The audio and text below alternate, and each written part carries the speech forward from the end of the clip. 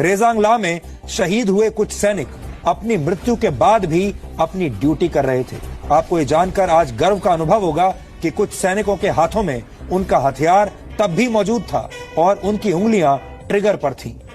एक सैनिक ऐसा भी था जिसके एक हाथ में हैंड ग्रेनेड था और दूसरे हाथ में उससे निकाली हुई पिन, यानी वो अपने आखिरी वक्त पर ग्रेनेड से चीन के सैनिकों का सामना करता रहा।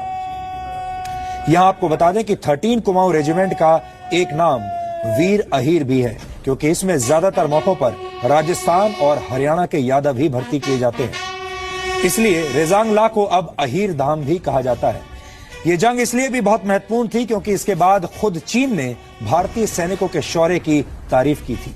ये लड़ाई कितनी भयानक थी, इसका अंदाजा इसी बात से लगाया जा सकता है कि 120 भारतीय सैनिकों में से 114 सैनिक अपनी जगह लड़ते हुए शहीद हो गए थे। इनमें से 5 को बेहद जख्मी हालत में चीन ने बंदी बना लिया था। इन सैनिकों में से सिर्फ एक सैनिक ऐसा था जो गंभीर रूप से जख्मी नहीं था और उसे यह जिम्मेदारी सौंपी गई थी कि वो अपनी बटालियन के हेडक्वार्टर में जाकर इस युद्ध की पूरी कहानी सुनाए। और आज 18 नवंबर की ऐतिहासिक तारीख पर एक बार फिर वही सैनिक आपको 54 वर्षों के बाद रेजांग ला में भारतीय सेना के शौर्य की पूरी कहानी सुनाएगा।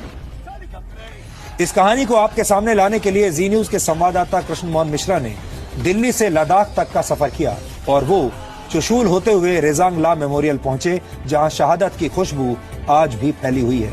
हमारी टीम ने हरियाणा और राजस्थान के गांवों में जाकर उन सैनिकों को भी ढूंढ निकाला जिन्होंने वीरता की इस महागाथा को खुद जिया भी था और करीब से महसूस भी किया था। रेजांग ला के युद्ध में भारत का एक सैनिक चीन के 10-10 सैनिकों का मुकाबला कर रहा था। कमांडर आए, जहाँ ब्रीफिंग होती थी वहाँ ब्रीफिंग बोलो, देखो भाई आप लोगों को मैं इसलिए बुलाया है कि आदेश मिला है कि आप पीछे हट जाओ, दूसरा पोस्ट पकड़ लो।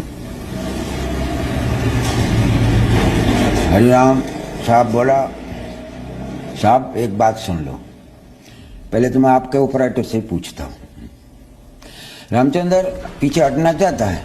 मैंने कहा सवाल पैदा नहीं होता है, 1 महीना मेहनत किया है हमने, पोस्ट तैयार कर दिया है, लड़ेंगे हम, पोस्ट नहीं छोड़ेंगे।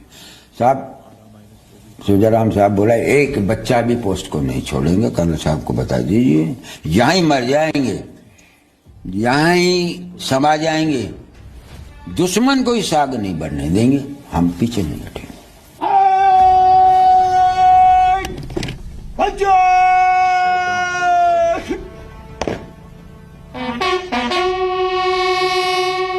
ये कहानी है 13वीं कुमाऊं रेजिमेंट के वीर अहीरों की। इसलिए आज आपको अहीर धाम की तीर्थ यात्रा पर लेकर जाना जरूरी है।